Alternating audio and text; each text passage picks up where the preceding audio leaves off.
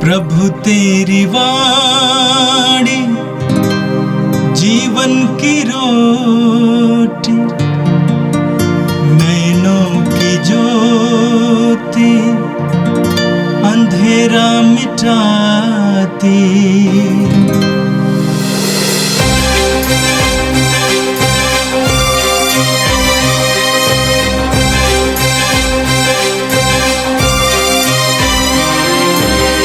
प्रभु तेरी वाणी जीवन की रोटी, नैनों की ज्योति अंधेरा मिटाती। प्रभु तेरी वाणी जीवन की रोटी, नैनों की ज्योति अंधेरा मिटाती। वाणी वाणी वाणी वाणी वाणी पवित्र है, शाश्वत है, जीवन का मन्ना है। 6 फरवरी शनिवार।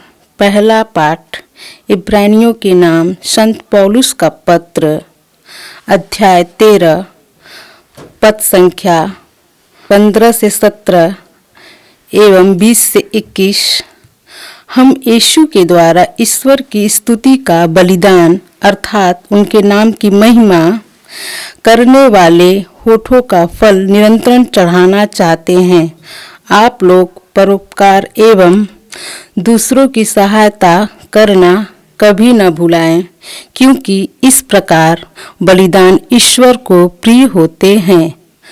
आपके नेताओं को रात दिन आपकी आध्यात्मिक भलाई की चिंता रहती है, क्योंकि ये इनके लिए उत्तरदायी है। इसलिए आप लोग उनका आज्ञा पालन करें और उनके अधीन रहें, जिससे कि वे अपना कर्तव्य आनंद के साथ पूरा कर सके, आह भरते हुए नहीं, क्योंकि इससे आपको कोई लाभ नहीं होगा। शांति का ईश्वर, जिसने शाश्वत विधान के रक्त द्वारा भेड़ों के महान चरवाहे हमारे प्रभु यीशु को मृतकों में से पुनः जीवित किया है, आप लोग समस्त गुणों से संपन्न करें, जिससे आप उसकी इच्छा पूरी करें।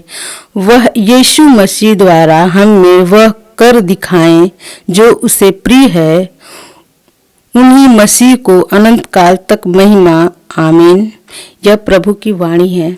संत मार्कुस के अनुसार पवित्र सुसमाचार, अध्याय 6, वाक्य संख्या 30 से लेकर 34 तक।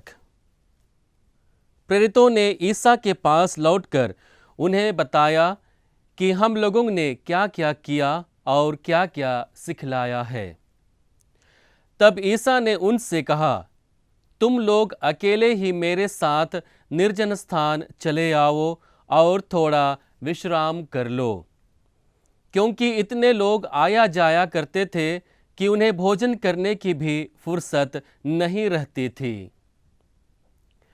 इसलिए वे नाव पर चढ़कर अकेले ही निर्जन स्थान की ओर चल दिए। उन्हें जाते देखकर बहुत से लोग समझ गए कि वह कहाँ जा रहे हैं। वे नगर नगर से निकलकर पैदल ही उधर दौड़ पड़े और उनसे पहले ही वहाँ पहुँच गए। ईसा ने नाव से उतरकर एक विशाल जनसमूह देखा। उन्हें उन लोगों पर तरस आया, क्योंकि वे बिना चरवाहे की भेड़ों की तरह थे, और वह उन्हें बहुत सी बातों की शिक्षा देने लगे। यह प्रभु का पवित्र सुसमाचार है। क्रिस्त प्रभु की जय। क्रिस्त में मेरे प्रिय भाई और बहनों, आज के दोनों पाठ में हम लोग देखते हैं ईश्वर की सहानुभूति और करुणा के बारे में। हम जानते हैं मसीह विश्वासी होने के नाते हम लोगों का विश्वास है कि हमारा ईश्वर हम पर करुणा करता है। हमारा ईश्वर करुणामय ईश्वर है, और उसी के विषय में इब्रानियों के पत्र के रचयिता पत्र के अंतिम पड़ाव पर लोगों को यह बताना चाहता है कि तुम्हारा ईश्वर करुणामय ईश्वर है। वह तुम पर सहानुभूति दिखाता है। और इस पत्र के रचयिता हम लोगों को ईश्वर के करुणामय होने का साक्ष्य देते हैं और साक्ष्य देते हुए हम लोगों को बतलाते हैं अपने पत्र के अंतिम पड़ाव में कि ईश्वर कितना करुणामय है। वह हमारे लिए अनमोल उपहार देते हैं और हमारे लिए सर्वोत्तम उपहार के रूप में यीशु मसीह को दिया है, और यीशु मसीह हमारे लिए मध्यस्थ बनते हैं और उन्हीं के द्वारा हमारी सारी प्रार्थनाएं ईश्वर को समर्पित होती है। और जब भी हम यीशु मसीह के नाम पर अपनी प्रार्थनाओं को प्रकट करते हैं तो हमारी प्रार्थनाएं सुनी जाती हैं, हमारी प्रार्थनाएं और बलिदान ईश्वर को सुग्राह्य होती है। हम वचन 15 में पढ़ते हैं, हम ईसा के द्वारा ईश्वर को स्तुति का बलिदान अर्थात उसके नाम की महिमा करने वाले होठों का फल निरंतर चढ़ाना चाहते हैं। यहाँ पर पत्र के रचयिता हम लोगों को साफ साफ बताना चाहते हैं कि हम जो भी प्रार्थना चढ़ाते हैं ईश्वर को, वह यीशु मसीह के नाम पर अर्पित करते हैं, ईसा के नाम पर अर्पित करते हैं, और वह हमारे लिए एक मध्यस्थ का काम करते हैं। इसलिए वो वचन में कहते हैं कि जो कोई स्तुति का बलिदान ईश्वर को चढ़ाते हैं यीशु मसीह के नाम पर, तो उन सभी बलिदानों को निरंतर रूप से हमें ईश्वर के पास चढ़ाने की आवश्यकता है। हम संत यूहन्ना के सुसमाचार अध्याय 16 वाक्य संख्या 23 में पढ़ते हैं, मैं तुम लोगों से यह कहता हूं, तुम पिता से जो कुछ मांगोगे वह तुम्हें मेरे नाम पर वही प्रदान करेगा। यहां पर यीशु इस बात का साक्ष्य देते हैं कि वह हमारे लिए मध्यस्थता का काम करते हैं, और जब हम ईश्वर से कुछ भी मांगते हैं वह यीशु के नाम पर हम लोगों को हर कुछ देगा। और हमारा यह विश्वास होता है कि जब हम अपनी प्रार्थनाओं को यीशु मसीह के नाम पर ईश्वर को अर्पित करते हैं तो वह हमें यीशु के नाम पर वह सब कुछ देता है जिसे हम ईश्वर से मांगना चाहते हैं। और दूसरा महत्वपूर्ण बिंदु है, भातृप्रेम ईश्वर का प्रिय बलिदान होता है।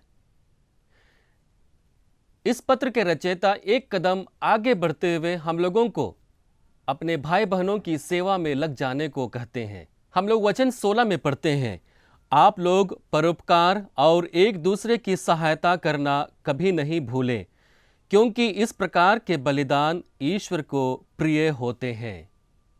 ये ईश्वर की करुणा को दर्शाती है।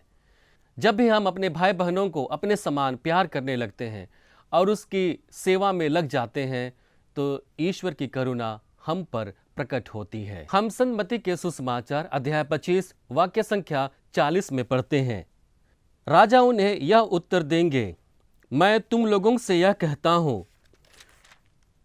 तुमने मेरे इन भाइयों में से किसी एक के लिए, चाहे वह कितना ही छोटा क्यों ना हो, जो कुछ किया वह तुमने मेरे लिए ही किया। संत मत्ती के सुसमाचार अध्याय 25 में अंतिम न्याय के विषय में कहा गया है। और जब हमारा अंतिम न्याय होगा तो ईश्वर हमारा न्याय हमारे कर्मों के आधार पर करेंगे। ईश्वर की करुणा हम पर प्रकट होगी यदि हमारा कर्म हमारे भाई बहनों के प्रति अच्छा रहा है। और इसलिए हम अंतिम न्याय के दिन में जब राजा अपने दाहिने खड़े लोगों को जब पुरस्कृत करेंगे तो वह उनसे यही कहेंगे कि तुमने मेरे छोटे से छोटे इन भाइयों के लिए जो कुछ भी किया वह तुमने मेरे लिए किया। और इस प्रकार हम देखते हैं कि जब एक व्यक्ति के जीवन में ईश्वर की करुणा प्रकट होती है तो वह एक कदम आगे जाता है, और जिस करुणा को वह अपने जीवन में अनुभव किया है उसी करुणा को लेकर वह दूसरे लोगों के जीवन में परिवर्तन लाता है।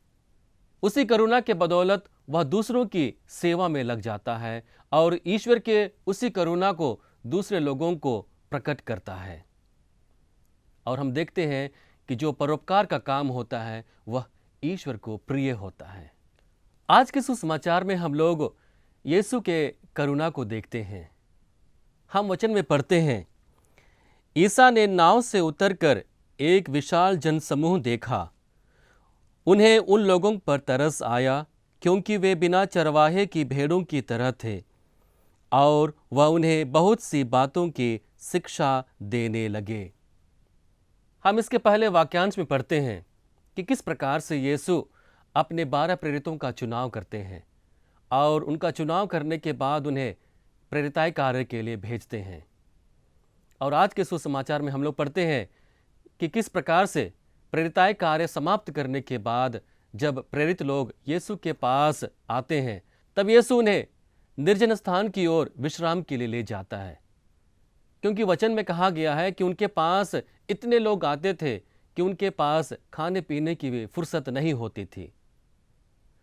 और यीशु को पता था कि उनके शिष्य थके मांदे आए हैं और उन्हें आराम की ज़रूरत है।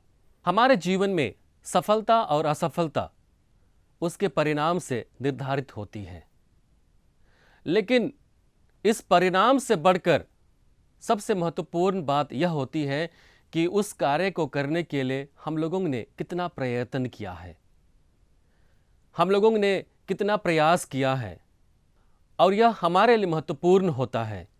और इसी बात को हम आज के सुसमाचार में देखते हैं।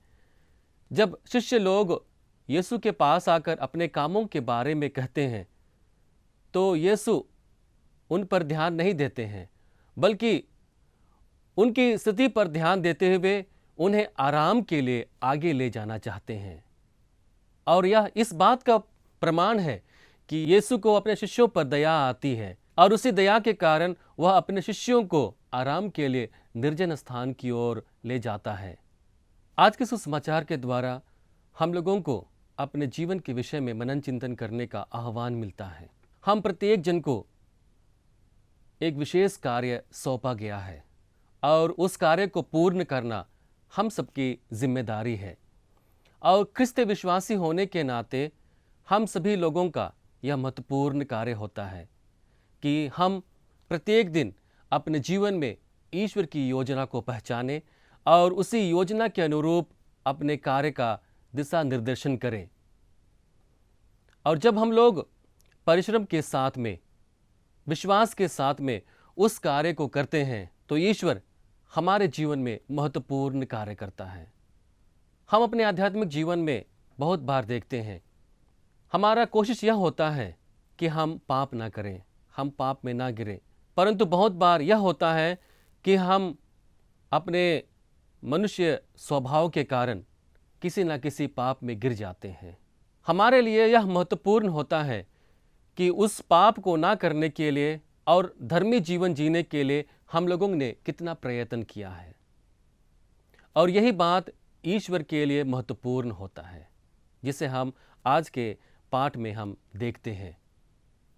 और इसलिए हमें सतर्क रहकर निरंतर प्रयास करना चाहिए कि हम अपने जीवन में एक आध्यात्मिक जीवन जिए, एक धर्मी का जीवन जिए, एक विश्वासी का जीवन जिए। आजकल की भागदौड़ की जिंदगी हमारे लिए एक चुनौती देता है कि किस प्रकार से हम ईश्वर की योजना को अपने जीवन में साकार कर पाते हैं और ईश्वर के लिए हम कितना समय दे पाते हैं। यह हमारे लिए महत्वपूर्ण है और यही हमारे लिए अनंत जीवन का भागी बनाता है। आइए हम प्रभु से प्रार्थना करें, जिस कार्य को ईश्वर ने हम प्रत्येक जन को सौंपा है, हम उस कार्य के प्रति ईमानदार रहें, हम उसके लिए सतत रूप से प्रयत्न करते रहें, परिश्रम करते रहें और ईश्वर की आशीष की याचना करते रहें। आइए हम इसके लिए प्रभु से प्रार्थना करें। हे सर्वशक्तिमान दयालु ईश्वर, हम तुझे धन्यवाद देते हैं आज के सुंदर दिन के लिए, सभी कृपादानों के लिए, आज के वचन के लिए हम धन्यवाद देते हैं, जिनके द्वारा तू हमारे आध्यात्मिक जीवन को परिपोषित करता है। प्रभु, हमें यह बल दे कि हम अपने जीवन में तेरी योजना को पहचान सकें, प्रत्येक दिन के जीवन में तेरी योजना को साकार कर सकें, तेरी योजना के अनुरूप अपने जीवन में परिवर्तन ला सकें। भाई बहनों की सेवा करते हुए, परोपकार का कार्य करते हुए हम अपने जीवन में आगे बढ़ सकें। जो भी भाई बहन हमारी सहायता की ज़रूरत में हैं, उनकी हम सहायता कर सकें। प्रभु, हमें यह बल दे कि हम अपने भाई बहनों की ज़रूरतों को समझकर उनकी सहायता कर सकें, ताकि यह सेवा कार्य हमें अंतिम दिन स्वर्ग राज्य के अधिकारी बना सके। हम यह प्रार्थना करते हैं हमारे प्रभु ख्रिस्त के द्वारा, आमीन। प्रभु तेरी वाणी जीवन की रोटी, नैनों की ज्योति अंधेरा मिटाती, वाणी